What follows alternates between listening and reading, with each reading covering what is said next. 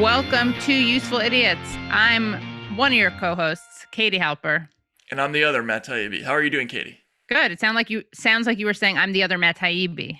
No, I'm the other co-host. Right, Matt Taibbi, right. Yeah. Although welcome you're right. Grammatically, that is what I was saying. Yeah. Well, hello and welcome to Useful Idiots. I'm one of the Matt Taibbis. Right, I'm one of the Matt Taibbis. And this is my co-host, Matt Taibbi. Right, yeah. The other Matt Taibbi. I don't know if I was saying that. We'll have to go back and review the text. But, yeah, right. But clearly you're right. I was saying two things at once. One of them was incorrect, so that wasn't good. Anyway, do we have a good show this week? Oh, yeah, we have a great show. We are interviewing Steven Donziger, whose case is very, very important. He is being, how would you say, I would say persecuted, but you're more technical and precise than I am. I think definitely the best way to say this is like you normally talk about having a captive audience. This time we have a captive guest. Right, yeah, true. He's actually, we interviewed him because he's under house arrest for reasons that are absurd, and we'll get into. It's one of the craziest legal cases that you've probably never heard about for reasons that we'll also get into. Right. But really interesting interview, we hope, and we'll talk to him soon. And in the meantime, lots to get to. World kind of falling apart as usual. Yeah. And I guess we should just rush right into it. Yeah, right? Let's do it. Yeah. Let's see. So Joe Biden, not surprisingly, has we got some good Joe Biden stuff for Democrats Suck. Just wanting to set it up so people know what happened.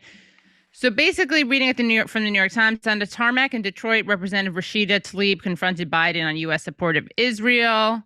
And this was Tuesday. She confronted him over his support for Israel amid its bombing campaign against Hamas in Gaza, urging him to stop enabling a government that she said was committing crimes against Palestinians. According to a Democratic aide familiar, on a tarmac in Detroit, Representative Rashida Tlaib confronted Biden on U.S. support for Israel. Representative Rashida Tlaib, Democrat of Michigan, confronted President Biden on Tuesday over his support for Israel amid its bombing campaign against Hamas in Gaza, urging him to stop enabling a government that she said was committing crimes against Palestinians, according to a Democratic aide familiar with the exchange.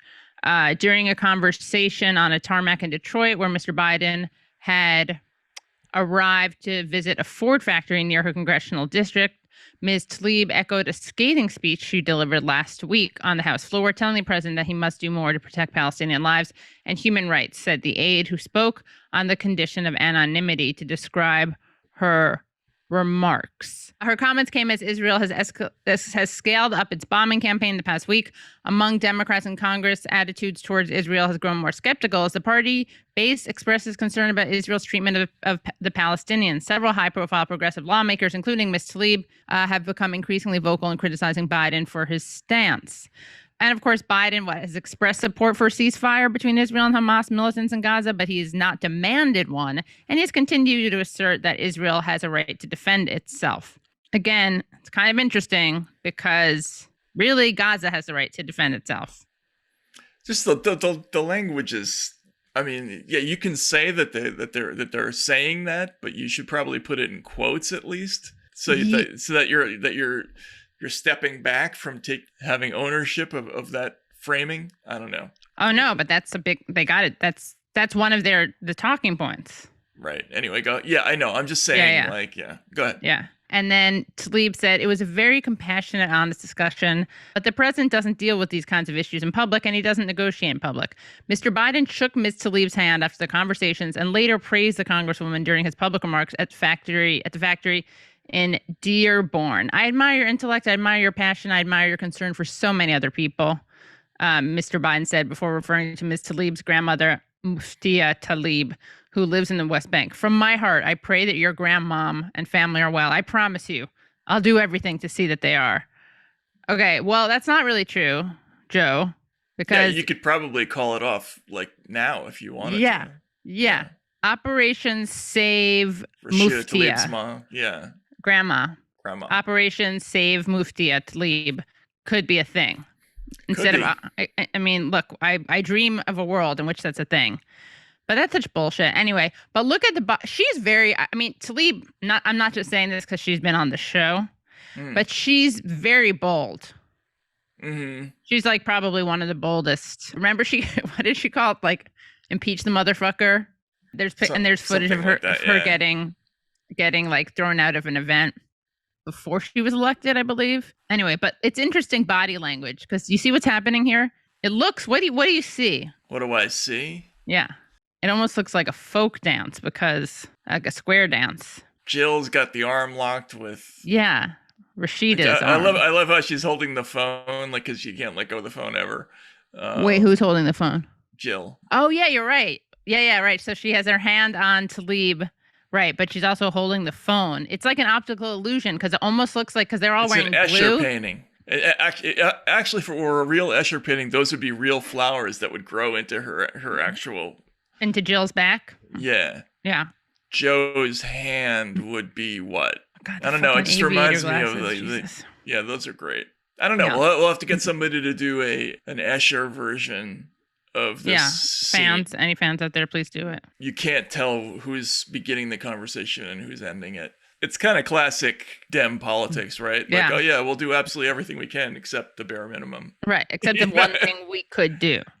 Right, yeah, exactly. And I mean, you know this because you were a little older than me, but like the United States has done that in the past with Israel. I mean, certainly going back to the Carter for sure. Yeah, I mean, yeah. Mm-hmm.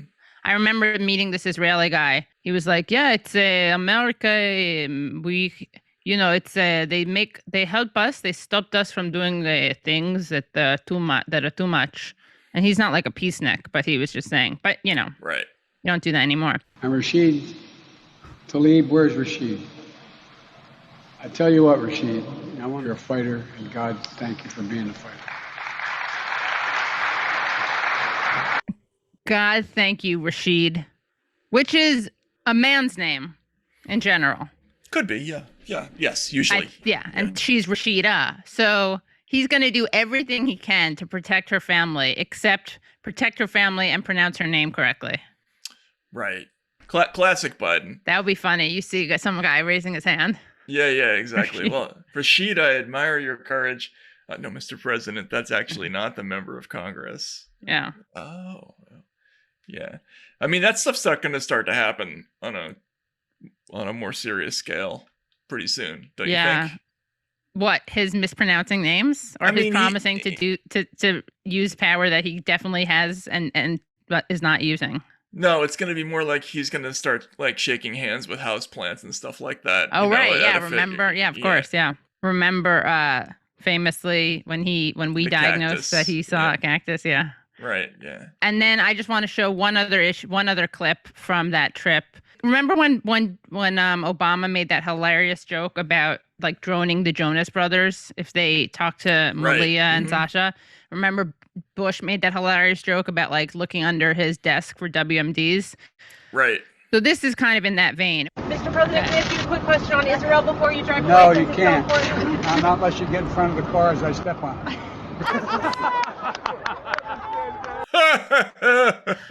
Okay, so they're saying, Mr. President, can we ask you a quick question about Israel? No, you can't, not unless you step in front of the car? As I step on it. As I step on it, get in front of the car to step on it. Which, imagine if, yes, he's joking, but imagine if, like, Trump had said that. Right, yeah. No, honey, just get in front of the car and then I'll step on it. Yeah. That would have been news for, like... Yeah, not presidential. And also, really, you're going to joke about, like, running people over... violence. I mean, in a way, it's like one of those moments where Trump would do this a lot, right? My famous Katie Halper TM Trump or Chomsky game, right? Where they basically say the same thing, but from different perspectives. Like, right? You could do Trump or Biden too. Yeah, here you could, or Chomsky. They're showing instead of telling, right? So here it's like U.S.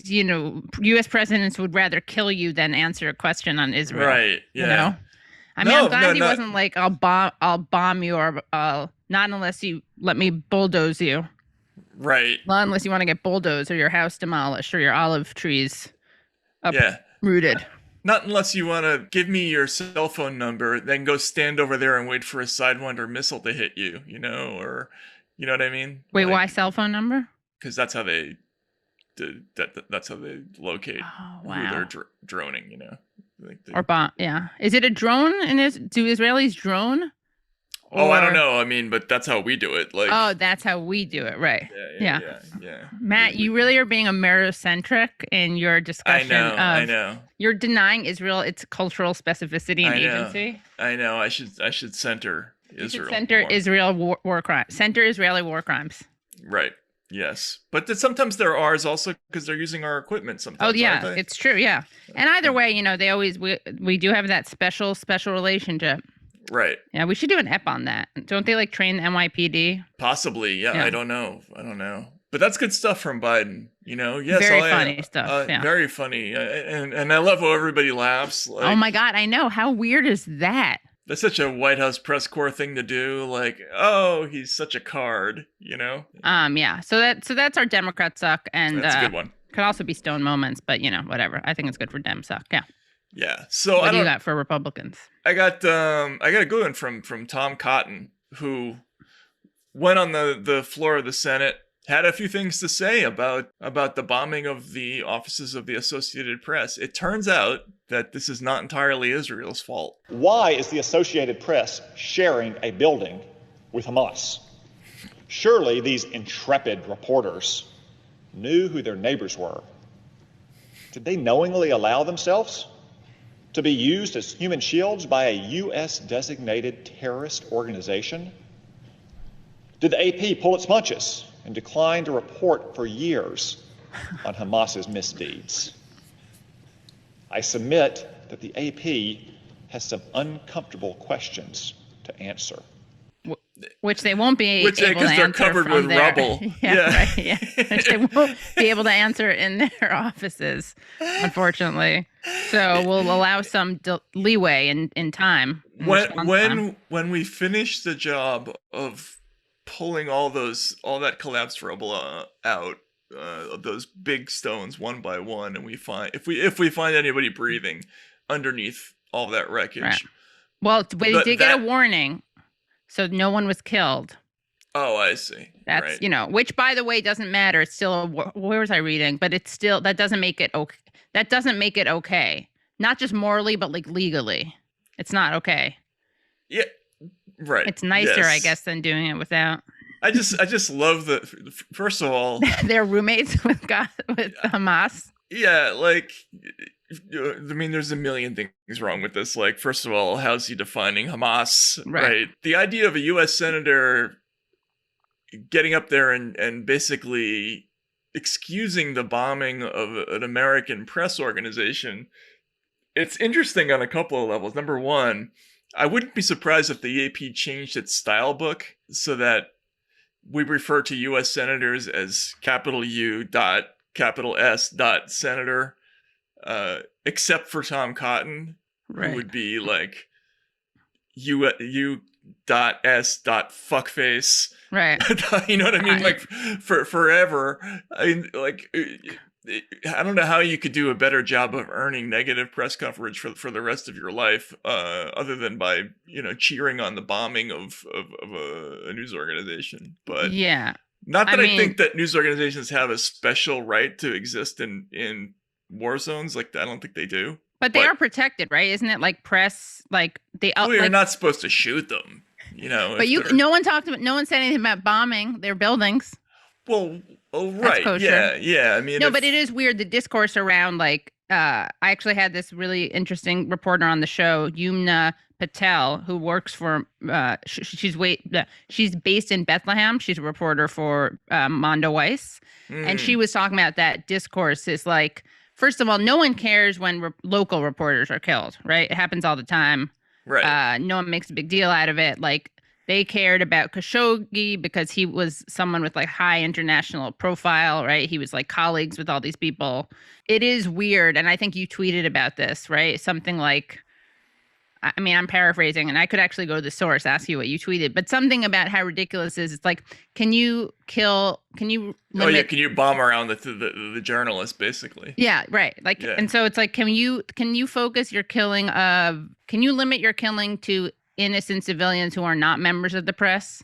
Right. As opposed to members of the press. But it is, then at the same time, it's whatever you can do to highlight how the Middle East's only democracy is violating all these norms. I mean, I'm trying to imagine in my head. There's this comedic scene where there's like a Jewish Israeli landlord, Moshe or something, and he's like, "Look, it's it's a nice office. It's a little. I'll give. Wait, I'm sounding Russian. Hold on. It's not a big deal. Well, that could I'll that give could you right. work. Yeah, it's not a big deal, but it's not a big deal. I just want you to know it's Hamas has offices there, so you'll be their neighbor. But I'll give you discount. This is no big deal. This is no Not a big deal. Yeah. Yeah. They're actually very nice people. Yeah. You don't talk about politics with them, and nice. It's not it's weird. Yeah. Yeah. No, it's I love that idea. It's very silly. Yeah, and they issued a statement. The Biden administration. I guess I could go back and look and see what the actual statement is, because it was pretty funny. Jenny, she circled back. She's gonna circle back, right? It was worded in such a weird way that we have communicated directly to the Israelis that ensuring the safety and security of journalists and independent media is a paramount responsibility. That's good. They communicated. Yeah. So as I put it, send them a text message. Oh. Please bomb around the journalists, basically. Yeah. I don't even know how to classify how absurd that is, but it's ridiculous. It's easy when you don't live there, Matt. Right. Sorry. I'm in a bomb shelter right now. Mm-hmm. Maybe. By the way, when people say that they're in a bomb shelter, you're lucky to have a bomb shelter, guys. Sorry, fam. Right. People in Gaza don't have any of those. And can we coin a term for this? Easy for you to say when you're not living there. What is that? That's like a geographical relativism or geographical authority, geography identity politics. Yeah. And that's like the nice thing about that is that it's automatically geographical privilege. Yeah, geographical privilege. Yeah. I hate contributing to this language, but okay, go ahead. Yeah, but we got to, Matt. It's kill or be killed. I guess so. The nice thing about this, though, is that argument gets blown out of the water, so to speak. It gets turned into rubble like an AP building, because the second you have actual Israeli Jews, and there's a whole debate about how we should center Jewish voices. A lot of people are like, "Oh, we said it was apartheid. Palestinians have been calling this apartheid forever." Okay, fine. Yes, that's true, and it still is significant that. I don't know. Did we talk about this, Matt? That Human Rights Watch and Israel's biggest human rights organization, B'Tselem, have said it's an apartheid state. They condemn. They're saying that Israel's committing war crimes, and so the second you have people there, because the logic is that like outsiders are critical, but the people actually there who are experiencing their lived experience gives them authority that the rest of us don't have.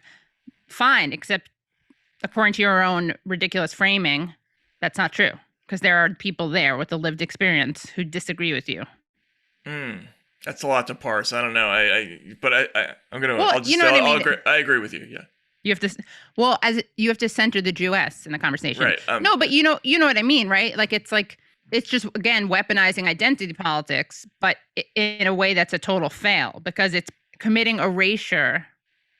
It's erasing the lived experience of the Israeli Jews there who criticize the Israeli government. So it's not just a question of it's not just outsiders. Right. I get You know what I mean? So you claim to have primacy because you live there, unless it's somebody who lives there who disagrees with you. Right. It's like we saw that, it's like it's easy to black people don't listen to the people who attack Bernie as racist. It's like listen to black voices. Okay, let's listen to black voices. Unfortunately, the ones that are under a certain age overwhelmingly support Bernie Sanders. But they're not politically black, so. Right. Yeah. That's all I'm going to say is that center. It's listen to Israelis who say Israel is an apartheid state. Right. What she said. Yeah. What she said. Yeah. So anyway, those are the first two of our 4 food groups. Let's now move on to Isn't That Weird? And what's weird, Katie? Well, here's what's weird. Ready? Gwyneth Paltrow's Goop sued for £3.5 million after infamous My Vagina candle exploded. Gwyneth Paltrow's lifestyle company Goop is being sued by a customer who claims that the "This Smells Like My Vagina" candle had been engulfed in flames before exploding. Who engulfed it in flames? How was it engulfed in flames? Okay. She sold a product called "This Candle Smells Like My Vagina." Yeah, I think so. Not Matt Taibbi's vagina.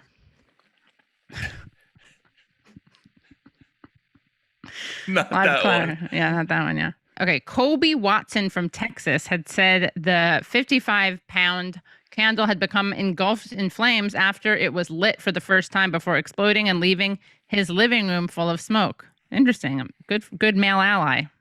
In legal documents seen by DailyMail.com, it is claimed that the candle left a black burn ring, and the jar in which the candle is housed was left charred and black.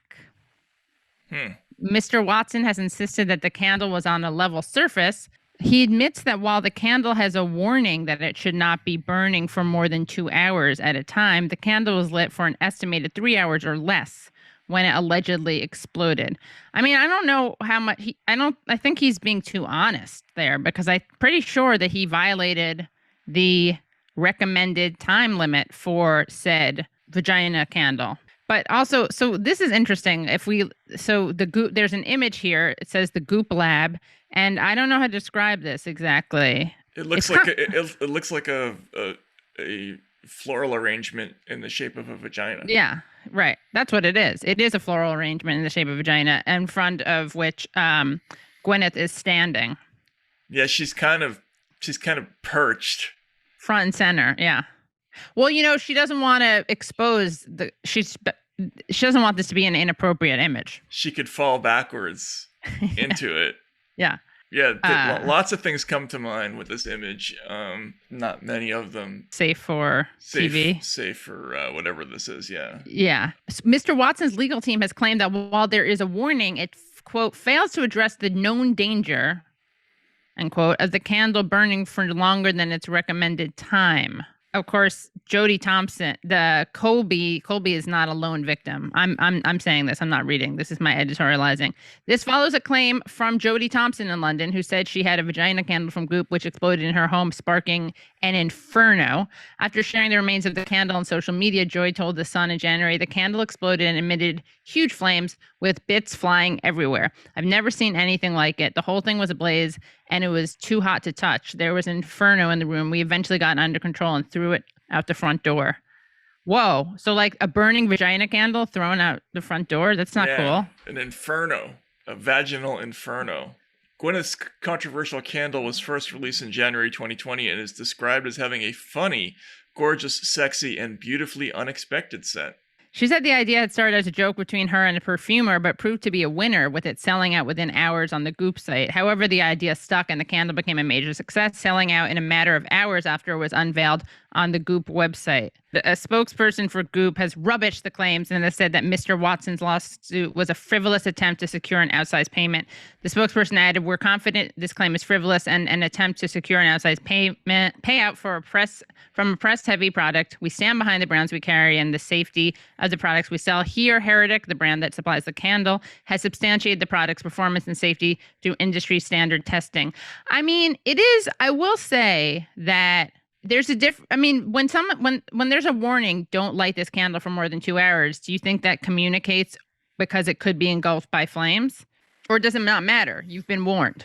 I think if the company knows that the candle's going to explode after, a minute after 2 hours, that they should probably make that a little bit more clear. Yeah. It should be, this smells like my vagina and explodes after 2 hours of being lit. I think here's what we need to do. For the next episode, let's both get that candle. And light them. And let's just see what happens. Yeah, actually, Goop, if you're watching, could you send us each one? Yeah. This is free advertising for you. Possibly. So, it's possibly good advertising for you. No, it's just free advertising. Yeah, I didn't say good or bad. Right. That's true. Yeah, so that's my, isn't that weird? That weird. That is weird. Isn't that terrible? So this is here's a little bit of fourth wall stuff. This story was chosen by Katie. I think we might have a little different disagreement about how terrible this actually is. Queen suffers fresh tragedy as new Dorgy puppy dog quote, dies aged just 5 months old. The Queen was gifted the 2 puppies by son Prince Andrew while husband Philip was in hospital in February, and they have been by her side as she grieves. The Queen's new puppy, which was given to her for comfort while Prince Philip was in hospital, has died at just 5 months old. Fergus, the Dorgie, was one of 2 new dogs adopted by Her Majesty in February after the Duke of Edinburgh was admitted to St. Bartholomew's Hospital in London. The 95-year-old monarch, who is still grieving her husband's passing on April 9th, aged 99, is said to be devastated by her latest reported loss. It is understood Her Majesty walked Fergus and Muick almost every day around the grounds of Windsor Castle to keep herself occupied as she mourned the Duke. Middle son Prince Andrew had surprised his mum with the Dachshund Corgi crossbreed puppies. On top of that, there's been the problems with her grandson Harry. On the night before Philip's funeral on April 17th, the Queen reportedly took the pups out near Frogmore, where Prince Harry had been isolating in the run-up to the funeral. Muick and Fergus are believed to be the first the monarch has owned that aren't direct descendants from a corgi called Susan that she was given for her 18th birthday in 1944. Buckingham Palace did not want to comment when approached by the Mirror, or Buckingham Palace just didn't give a fuck and didn't respond. Yeah, okay, cute pup. I just can't. Oh my God, they're really cute. How did it die, though? No one will talk about it. She ate them. Maybe, right? Right? Like, she's got 30 dead dogs. Is it out of the realm of possibility that she has a little problem with, like, sometimes yeah, you're right. She gets a little impatient and just she feels the need to just bite their carotid arteries? Is that possible? We could draw that conclusion. Yeah, I mean, unless they deny it. Queen speculation. Queen eats her dogs.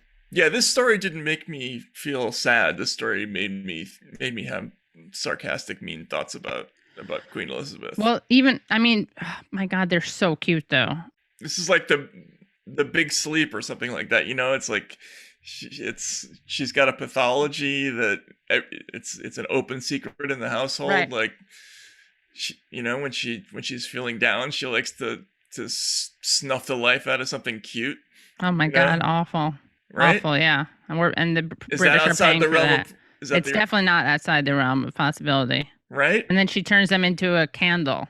This candle turns smells like my candle. Dorgie, my corgi, yeah. Yeah, and then she says, "Oh, I need another one because the other one's lonely." Yeah, right. Because this thing happened. I mean, it's not like I was on the bathroom floor choking the life out of it.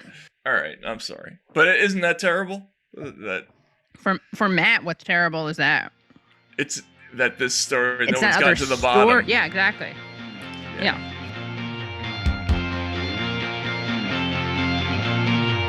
All right, so coming up, we have a guest who is at the center of an amazing story, an attorney, Steven Donziger, who has been in the middle of a decades-long saga involving a court case with the oil company Chevron, formerly known as Texaco.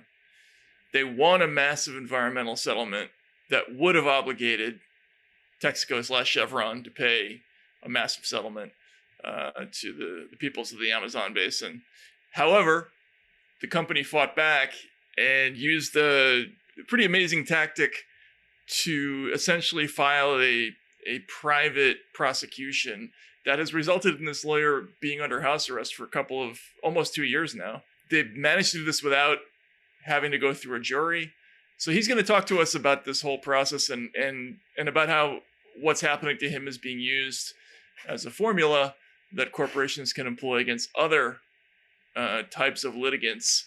And it's a scary story. It's a sobering, scary story, and we're looking forward to talking to him. Yeah. So without further ado, let's talk to Steven Donziger.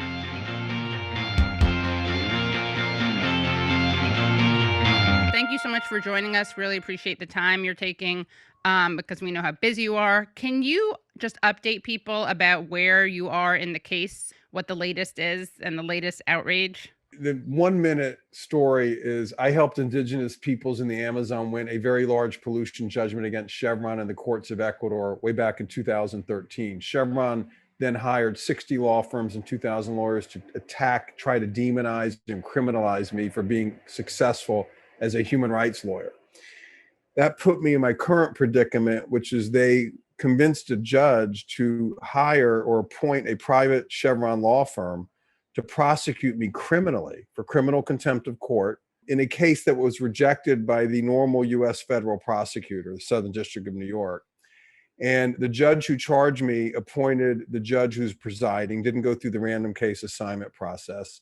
The judge presiding is a prominent member of the Federalist Society. Chevron's a big funder. And the judge also appointed the Stewart and Kissel law firm without disclosing that Chevron was a client of the law firm. So I'm basically being, tried by a Chevron judge. I'm being prosecuted by a Chevron prosecutor, and I'm being charged by this other judge. And that's why we call it the nation's first corporate prosecution. I mean, no one's ever seen this kind of thing in the history of our country. Chevron has essentially wrested control of the machinery of the prosecutorial machinery of our country and privatized it and deprived their main critic of his liberty. And I've been right now in my home on house arrest without trial. I mean, I just had somewhat of a trial, but I haven't been convicted of anything for almost 2 years on a misdemeanor where the longest sentence ever imposed for someone convicted is 90 days of home confinement. And I've now been in my house for 8 or 9 times that length of time. So this is obviously— And you haven't even been convicted. I haven't even been convicted. But even if I was convicted, no one would go to jail for this. I mean, Right. There's no one goes to jail. Lawyers don't go to jail for criminal contempt of court, in these circumstances. And I believe the charges are baseless and were really engineered by Chevron as part of this 10-year campaign to demonize me and knock me off the case. So just to back up so people have a sense of how this all got started, this dates back to the early 90s. The significance of your story is that you led a class action suit on behalf of people in the region, in the Amazon. What's Lago Agrio? Is that what it's called? Lago Agrio, yeah. Yeah. So, and essentially, Chevron is being held liable for environmental damage. Right. Right. And so obviously that's a precedent-setting, upsetting decision for them. But that is what started the ball rolling in terms of all of these actions. Yes.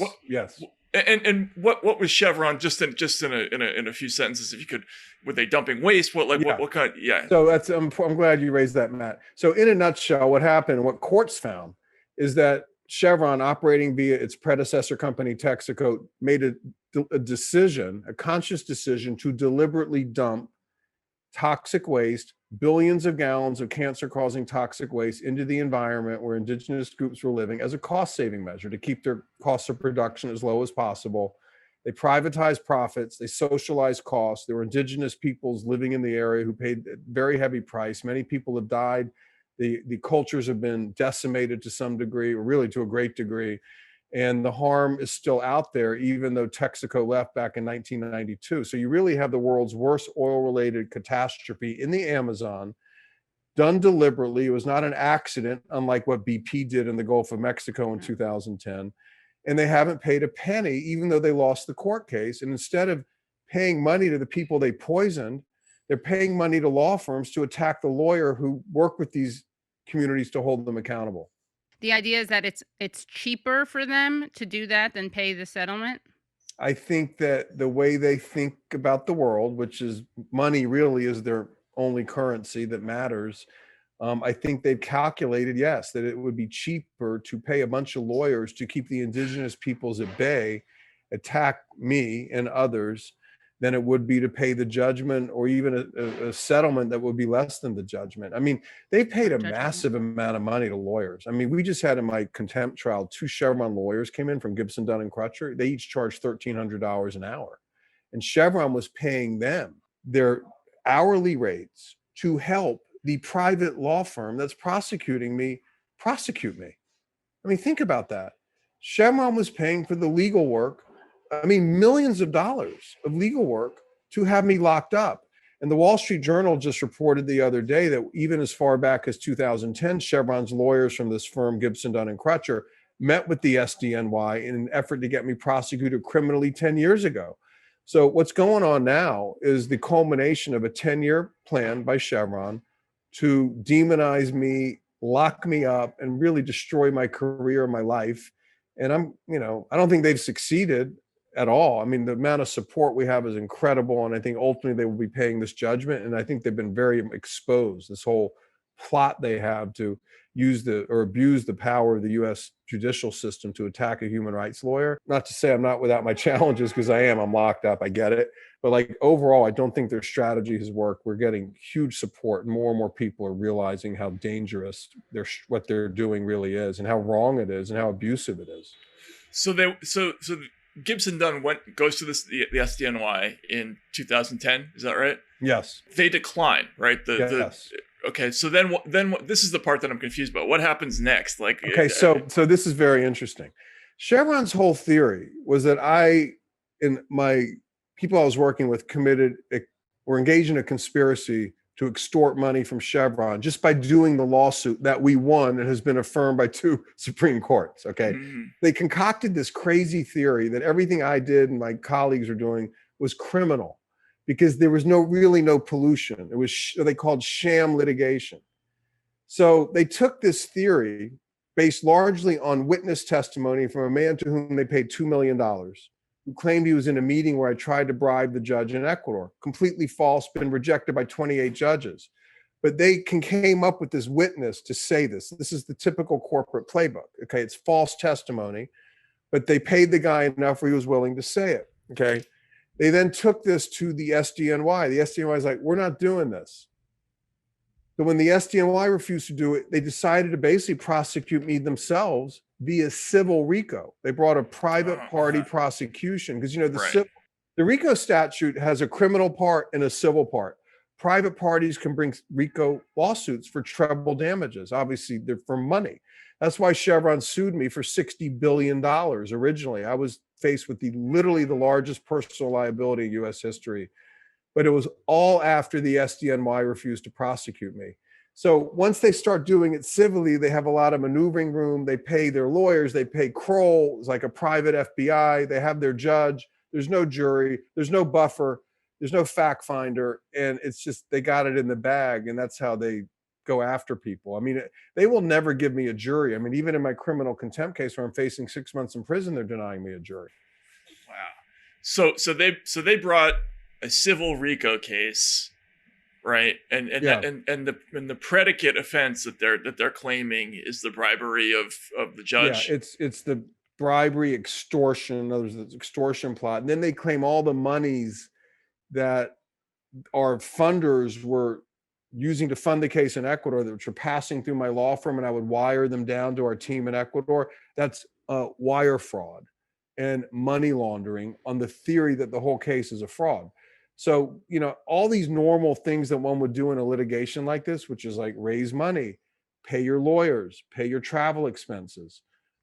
Kaplan, this judge, who's a former tobacco lawyer, interpreted as criminal, and he deemed them criminal in a civil case without a jury and tried to then pin that criminality on me. That's why I've always said this whole thing they're doing, it's been going on for 10 years, is an effort to criminalize the lawyer who held him accountable and really to criminalize human rights lawyering generally, so people don't do this critically important work, which involves holding polluters accountable for their pollution. And, that obviously is intimately connected to the survival of the planet. So they don't want people doing this work. So, by attacking me, they get 2 things out of it. One is they disable my advocacy to a great degree. And 2 is they weaponize me as a form of intimidation to discourage other lawyers and advocates from doing this work. And so in order for this ball to get rolling in this incredibly negative direction, all they got to do is get a judge who ignores a motion to dismiss, right? That's exactly right. They just need a judge to green light the case. Then you're in discovery. Then they use their overwhelming resources to subpoena literally 100 people. People run for the hills. They panic. No one has money to pay for a lawyer. And it's an abuse of the process. Once they ensnare you in that civil discovery process, they have you.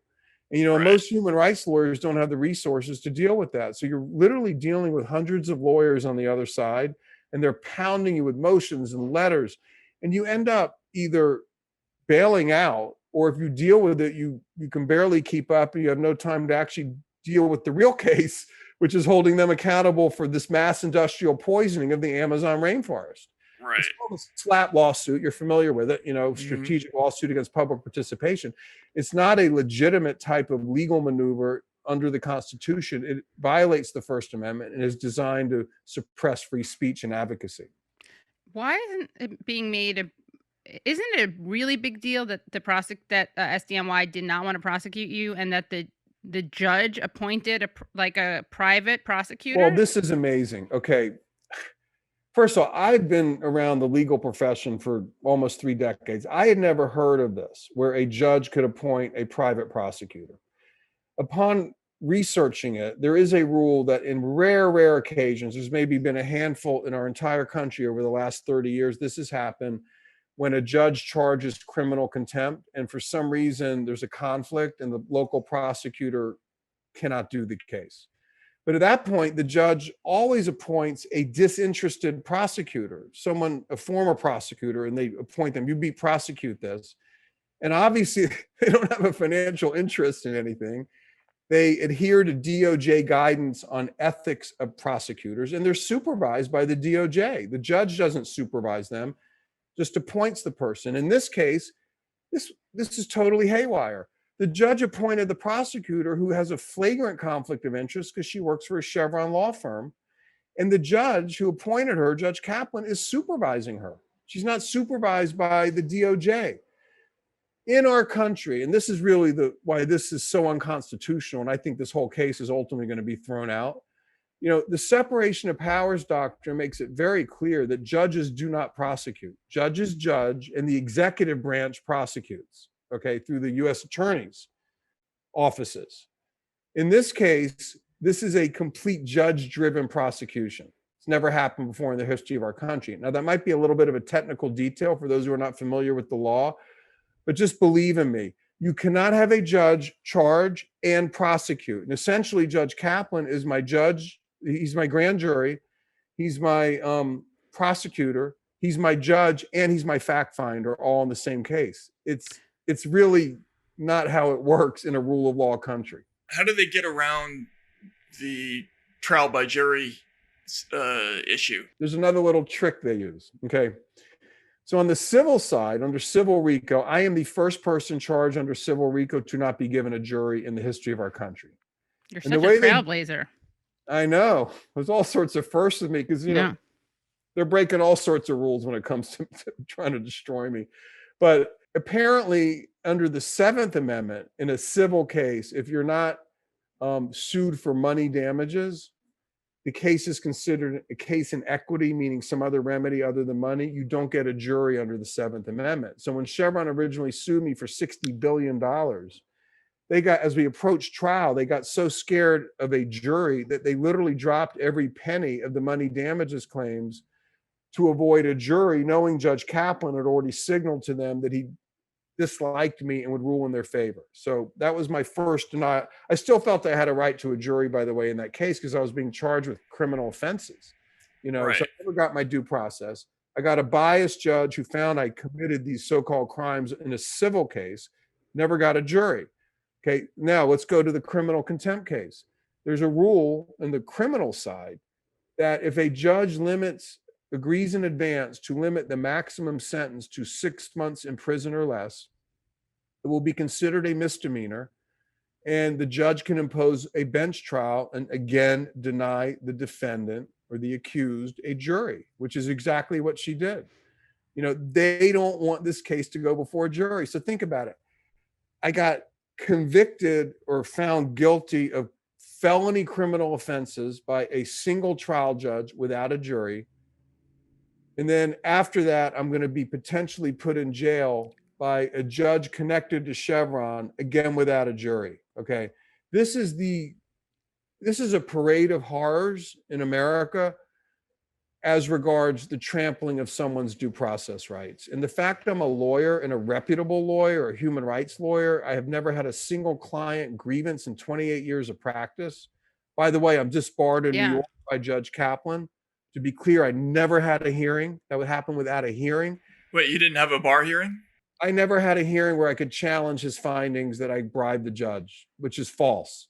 They let me have a little bit of a hearing to bring in character evidence, people to vouch for my integrity. They would never let me challenge with evidence that I had to show that that witness lied. And by his own admission, he lied. They wouldn't let me even bring that up. So there's been a railroading, as much as Kaplan and Chevron can organize, in the bar disciplinary hearing, in the original civil RICO case, and now in this criminal contempt case. Railroading. Okay. I couldn't even testify in my own defense in the criminal contempt case because Judge Preska ruled that anything I had to say to explain why I didn't turn over my computer and cell phone to Chevron, which I had legitimate ethical, legal reasons, was she deemed that irrelevant. So my lawyer, Ron Kuby and Marty Garbus, I love them, by the way. They represent me pro bono. They're like, there's no benefit to testifying in this setting. This is a charade, and we are not going to legitimize it any further than we have to. End the damn trial. Let's go to the appeal. So every step of the way, I've been denied the ability to tell my truth, to put my evidence in. And, you know, again, look, this is bad for me. It's difficult. I'm strong. I'm resilient. I have a great family, tons of support, 68 Nobel laureates, 6 congresspersons. Okay, I'm going to be okay. We're going to get through this. The real problem is this goes way beyond me, because I'm telling you, this is a corporate playbook invented by Chevron and its law firm Gibson Dunn. Gibson Dunn makes hundreds of millions of dollars in fees off me. Okay, they enrich themselves by implementing this playbook that is designed to criminalize human rights lawyering on behalf of corporations that are mired in these scandals. And, you know, it's happening. Chevron's doing it, but Energy Transfer Partners is doing it to people who protested at Standing Rock. I mean, there are these series of RICO cases that these fossil fuel companies or pipeline companies have launched against those of us who speak out and do the frontline work. And it is really scary. And by the way, the other law firm behind this, we got to call these people out. Yeah. The main law firm is Gibson Dunn and Crutcher. Randy Mastro. He was Rudy Giuliani's deputy mayor, Donald Trump's personal lawyer. Okay, he's been attacking me for 10 years. He's the one who went to the SDNY to try to get them to prosecute me on behalf of Chevron. Okay, the firm that's going after the Standing Rock protesters is the Kazowitz firm. That's Trump's law firm. Okay, they were in court during my Chevron civil RICO case against me, watching the whole thing and copying the playbook, which they then implemented on behalf of Energy Transfer Partners against many of the people, including indigenous groups and water protectors, involved in resisting the Standing Rock protests and resisting their pipeline. So this is a playbook that goes way beyond me. We need to wake up and understand that this can't go on. I mean, they can't get away with this, or it's going to be, you know, even worse for those who speak out against the fossil fuel industry in our country. What's your current relationship with the people in Ecuador? And I watched the documentary Crude, and Fajardo, I forget his first name. Pablo Fajardo. Pablo, yeah, right. Are you in touch with them? Where are they in this process? Yeah. And this is an Ecuador. Sorry, so for people who didn't see the documentary, this is an Ecuadorian lawyer. Look, I've been to Ecuador over 250 times in the last 20 years to work on this. Never lived there. I live in New York. Pablo Fajardo was the lead lawyer on the case in Ecuador that vanquished Chevron. He's an Ecuadorian lawyer. We had a whole team of Ecuadorian lawyers. They had the support of international lawyers like me and others. I mean, this was not the work of me or one person. I want to be very clear about that. And it's also not my case. Okay, I'm a lawyer or an advocate serving people who hire me to do this work. This case is owned by the indigenous peoples and farmer communities in Ecuador, about 80 communities who live and work in an area where Chevron via Texaco operated from 1964 to 1992 and deliberately dumped 16 billion gallons of cancer-causing oil waste into the environment, into the waters, into the groundwater. And it's still going on. Like, you can go down there and see the damage, and you can see it still happening. Pipes out of these waste pits going into streams that people drink out of. This again was a deliberate decision made by Texaco to save money, with the clearly foreseeable result that people would die, and many have died. This is a great accomplishment historically to win the case. It required a lot of work by a lot of people from different countries, also a huge amount of support from donors and third-party litigation investors, that is, people who bought percentages of the claim from the indigenous peoples, on the condition they get repaid if there's ever a collection. And this is really a model of human rights litigation that the world has never seen before, a level of international cooperation, a level of financing that the world has never seen before. Katie and Matt, we're now in year 28 of this. Okay, I'm telling you, every 6 months, Chevron has come up with some other idea to pound us thinking we will quit. Okay, this is why it keeps going, but we keep getting the resources and support to continue. There are literally dozens of lawyers who worked on this on our side, hundreds, even thousands on their side. And it really is an epic battle, but make no mistake about it, the affected communities in Ecuador are the winners. They won the case. And the reason this is happening to me now, is precisely because we won, our team won, and Chevron doesn't want to comply with the rule of law, and they prefer to spend money to attack the lawyers. They don't want the precedent of having to write a check to shamans in the rainforest so they can clean up their ancestral lands. That is terrifying to them. So they will spend massive sums of money to avoid that. So they won, but they didn't win, right? Like you guys won. Well, yes. I mean, let me define what I mean by winning. They won the case. The case has been affirmed by 28 appellate judges on appeal, 6 appellate courts. There is a judgment against Chevron. That judgment can be enforced against Chevron's assets in any country in the world other than the United States because of this ruling against me. Okay. So Chevron faces enormous financial risk. And I think the reason they're attacking me and trying to lock me up, and they've taken my passport, is they don't want me traveling around the world, working with lawyers and telling them the story I'm telling you today, which is, hey, we got to help these people. We got to execute on this judgment and get their assets. They'd rather have me locked up. So when I say they won, that's what I mean. Now, they haven't collected. Right. So Chevron hasn't been held fully accountable. But I am confident, as are other lawyers, even who are smarter than me when it comes to international enforcement, that this judgment will be collected upon or will be settled sometime in due course, where they will be able to clean up their ancestral lands and save lives. So I think this is a historic victory. Look, Chevron tries to convince the world that we've lost, I'm locked up. It's not what's happened. We won. I'm locked up because we won. Right. So, it's very important people know that. They want people to look at me and be demoralized. Right. And I'm telling you, look at me. Don't be demoralized. We are going to get through this. And there's people in Ecuador, indigenous leaders, community leaders who are sophisticated, powerful people. They don't have a formal education like maybe many of us do. They didn't go to college. They don't have a lot of money. But man, they know the ways of the world, and they know they've been screwed by this American oil company, and they know how to fight back, and they've united to do that, and they've done it very successfully. And I'm so damn honored to be able to represent them. So you mentioned an appeal, like what's your legal recourse? And even if you're successful there, will it have any bearing on their ability, on their or anybody else's ability to do this maneuver again? You'd be shocked at the ability to just start a lawsuit if you have the money. You want to harass someone, sue them. Right. And judges are often naive about these issues, or they're pro-corporate and they just let the case go. Even if it doesn't result in a verdict one way or another, the very process of having to defend the cases can be just devastating financially, emotionally, and otherwise. Our goal is to win, fully win, meaning collect on the money and also get this whole baseless contempt case that's already been rejected by the Department of Justice, now being prosecuted privately by Chevron, thrown out. So that's our goal. And we're going to keep fighting, and I have some great lawyers helping.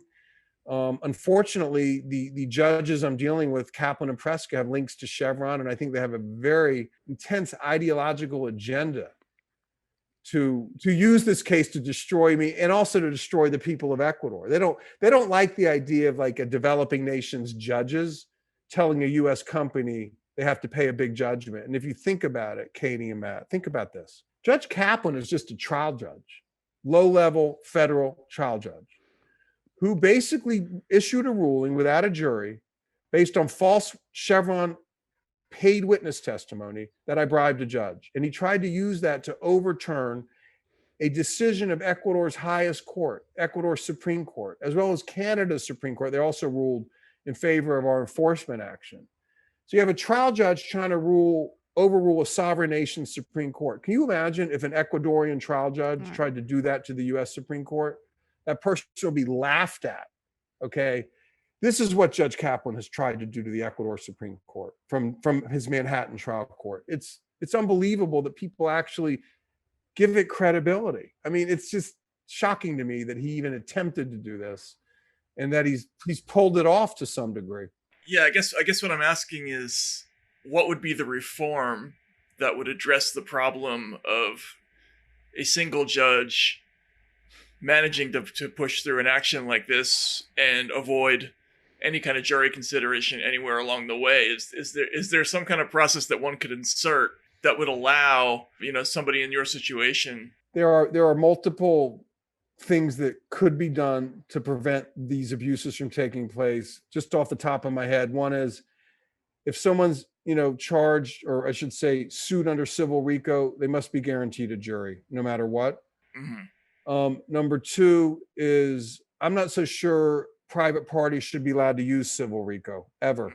It's so subject to corporate abuse to do what they've done to me and what they're doing to the Standing Rock protesters. That's a decision best made for a disinterested government prosecutor, in my mind. I'm not defending the entire prosecutorial apparatus, but at least they're professionals, okay? Or they try to be. And number three, there needs to be more accountability for our federal judges. I mean, there's no place to go. It's like this trial judge appoints a private Chevron prosecutor. I mean, we went to the appellate court in New York that protected him. They refused to stop the case. We're now going back to the DOJ, to Merrick Garland, and insisting, and this is where AOC and Jim McGovern and Corey Bush and Jamie Raskin and Rashid Tlaib and others have signed a letter demanding that the DOJ take back this prosecution from the private corporate law firm. I mean, I'm probably the only lawyer in America begging the DOJ to prosecute me because this is crazy. I would love it to be able to deal with a real prosecutor who could negotiate something or let me free and recognize that I'm not a threat. I mean, this is crazy. I don't think there should be private criminal prosecutions in the United States. I think judges, there needs to be some independent body where citizens can make complaints about federal judges. Right now, all the complaints go to the appellate court that oversees the judges in New York. They all work out of the same building. They're social friends. There hasn't been a single complaint that I know of through this process that's resulted in any kind of investigation, much less discipline. I mean, it's just extraordinary. There's no accountability on lifetime appointed federal judges. And there needs to be some, because look, I think most are good judges. They try to work within the framework of the rule of law in good faith. But if you don't want to do that, and that's Judge Kaplan and Judge Prescott, in my personal opinion, are not doing that. They're abusing their power to help Chevron and to attack me. There's got to be some mechanism to hold them accountable. And right now there's none. Right. And by the way, if there was a mechanism, I don't think this would be happening, because they would calculate in their heads, well, I'm not going to be able to do this. Right. So We're not going to be able to get away with this. Yeah, exactly. You understandably determined that this was a kind of like a kangaroo court, a farce, right? Had this been a legitimate case or hearing, trial, who would you have called in your defense? What would you have said? Well, that's a great question. So I would have testified and explained that all these counts Kaplan lodged against me, which were rejected by the U.S. Attorney's Office, are wrong for various reasons. For example, my refusal to turn my computer over, I was trying to get a direct appeal to the Second Circuit to rule on the issue of the lawfulness of that order, which essentially would strip me of my attorney-client privilege. What I was doing is the traditional thing a lawyer does in my situation. Judge Prescott ruled that I couldn't present that as a defense. The only issue is whether I obeyed the order or not. She says, you can't explain it. I mean, she stripped me of my ability to defend myself. And then on top of that, I would have called many character witnesses, people of high integrity, well-known people, lawyers and others, to testify as to my integrity, potentially expert witnesses as to how the decisions I made to, litigate against Chevron on the civil side were ethical, those kinds of things. But we determined that that would be a useless exercise, given that the judge had already ruled on my guilt, obviously before the trial started. By the way, she was up there reading the newspaper during witness testimony half the time. It was reported by Law 360, and many people observed it. I mean, there was just this really cavalier attitude by Judge Prescott toward the whole proceeding. I mean, she obviously had made up her mind that I was guilty before it started. So, and they didn't let you Zoom, I would have put on a major case. Right. I had a fair court. But of course, remember, the case had already been rejected. So this shouldn't be happening. So I don't think you can do this case in a fair court. The judge would have dismissed it already. So it almost by definition has to be unfair, which raises all sorts of questions for the accused in my position, whether you really engage or not. And also, they wouldn't let you stream it, right? They wouldn't let it be Oh, Zoomed. they cut off Zoom access, which was so insulting to all the people of Ecuador who wanted to watch it. And, every pretrial hearing in this case had Zoom access. Suddenly she terminates it on the eve of trial. And there's thousands of people all over the world who wanted to watch the trial. So, she was trying to limit public scrutiny. It was an embarrassment. I think Judge Prescott did not look good. She wouldn't let me talk at the last day. I was wanting to explain why I wasn't going to testify. She said, no, you either testify or sit down. And she tried to clamp down on everything we did. I mean, for example, objections of all the witnesses, she ruled literally in Chevron's, I say Chevron, in favor of the Chevron prosecutor every single time but one over 5 days. I mean, she's just extremely biased. So, Ron Kuby and Marty Garbus, my lawyers, we discussed it. Of course, I wanted to testify, but they advised against it. And, when I thought about it, I'm like, I think that's the right decision. I mean, we're going to testify, and we are in the court of public opinion with journalists, and obviously we'll have a great appeal. She basically denied me my constitutional right to testify in my own defense through her technical evidentiary rulings, which prevented what I could really talk about. Well, it's a horrifying, sobering story. I mean, if I had more time, I would ask, are you frustrated with the lack of coverage? Well, I will say this on that point real quick. I've got journalists flying thousands of miles in from Europe to interview me, and I can't get the New York Times, which is right up the street, 30-minute walk from my apartment, to come sit with me and do a story about this. And no matter what you think of me, no matter what you think of the choices I made, you cannot deny this is an interesting story. Right. This is newsworthy. There's an American lawyer locked up for almost 2 years on a misdemeanor without trial who won this big judgment against Chevron. What is going on? I mean, that's the story. So yes, I am frustrated, and none of the networks have covered it. But look, we've done our best with those who are covering it, like y'all and The Nation, and The Intercept, and I think our point of view is getting out there to some degree. Rising Democracy Now. And we're just going to keep doing. We're going to keep pushing it for those who are interested, and I'm personally super appreciative of you all inviting me on, and I have great admiration for both of you and the work that you do. So thank you very much. For those who want to help, we have a website. It's called freedonziger.org, all one word, DONZIGER, and you can join our campaign. You'll get regular communications, case updates. And also, if we have a legal defense fund, you can donate if you're so inclined, but come anyway. Even if you can't donate, don't worry about it. We do need to raise money, though, to fight these monsters. And also, I do a lot of pretty frequent updates on Twitter. My Twitter is @SDonziger. To follow sort of latest developments in the case, you can follow me there. And again, thank you very much, Matt and Katie. I really appreciate it. No, thank you very much, Steven, for coming on. And, best of luck in your case, in your appeal. Anyway. So, really appreciate it. No problem. Go sit outside the doors of your neighbors who work at the New York Times. I know. Well, he would, except he's under house arrest. Well, but they live in your building, right? Oh, right. Yeah. My brother, I still can't even go out in the hallway. You can't? But I can. Well, after this, give me their names and apartment numbers, and I'll do it. Okay. Wow. All right. Thanks again. Take care. Thank you so much. Thanks, guys. Take care.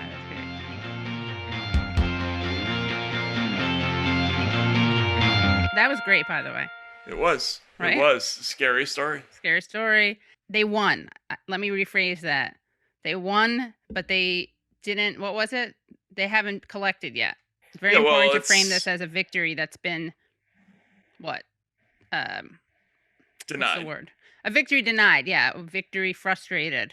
Its possession is 9/10 of the law. They don't have the ability to collect, and that's brutal. But this process of private RICO prosecutions. I saw a couple of those involving Wall Street cases, and it's a pretty potent weapon that companies have if they want to avail themselves of it. But I'd never heard of being able to go through the whole process without any kind of trial and being involved. That's a new one. It's so crazy. The documentary Crude is really good. I recommend it. And it's funny because it's like at the end, like Trudy, is that her name? Sting's wife goes there to Ecuador and is very moved. And then they bring this lawyer, Pablo Fajardo Nicaragua. of Ecuador. They bring him to a free Earth First or some environmental concert that they did. And then the police play sending out an SOS. And it looks like they, the SOS worked because they won. Now, fast forward, and they got to send out that SOS again, or see what other Sting sending every out step another you take, SOS. Yeah. Every step you take. That's the other thing that's about how Chevron has responded to this case. Right. They'll be watching him. Right. With the ankle bracelet. Wow, we should just do this entire story. Yeah. Through police songs. Yeah. I'm sure that's the kind of content that our audience is just aching for. I mean, honestly, they probably are. Yeah. Roxanne. I don't even know what the pun would be there. You don't have to put out the what? I don't know. Well, you should put out the red light. Stop this case, Roxanne. Roxanne she can't really represent Lady Justice because she is a sex worker. Although maybe she can. Maybe that's what it really is about. Lady Justice is a sex worker. Yeah. I'm sure that's been said before. I mean, it has been. Yeah. And you know what? At the end of the day, we are spirits in a material world. Please tell me those are the lyrics. I think that's right. Yep. Yeah. So that was cool. Losing. I won't be able to stand losing this case. Yeah, don't stand so close to me. Yeah. When we're doing the show, which you're not. So yeah, you already listened to this song. Yeah, exactly. Yeah. So all right, so that was horrifying but interesting. Thanks for tuning in. Don't listen to any of our competitors. Nope. If you think about it, self-harm instead, and or harm others. I'm not pro self-harm. Harm others instead. Really? Although I guess it's not fair that other people should pay for your mistakes. Yeah. Foolishness. You're right. Self-harm. Self-harm. Is that going to get us like? That's a joke, right? We have to say that, or else we could get arrested. Say that's a joke? I don't know. Let's lie. Let's lie and pretend it's a joke. Right. Yeah, we're lying that we're joking about that. Yeah. So, I think we just made that worse. Anyway, thanks for tuning in, and we'll see you again next week. See you again.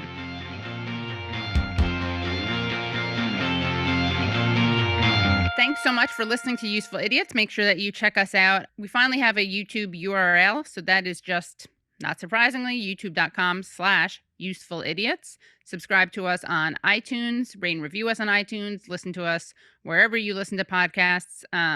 Join the Substack and you'll get bonus content. I don't even like saying bonus content. You get very substantive, important things. And just to clarify for people, the way we're doing it for now is we release our main episode on Fridays and then our paywalled episodes come out on Monday. So you can find all of that and more at usefulidiots.substack.com. Again, that's usefulidiots.substack.com.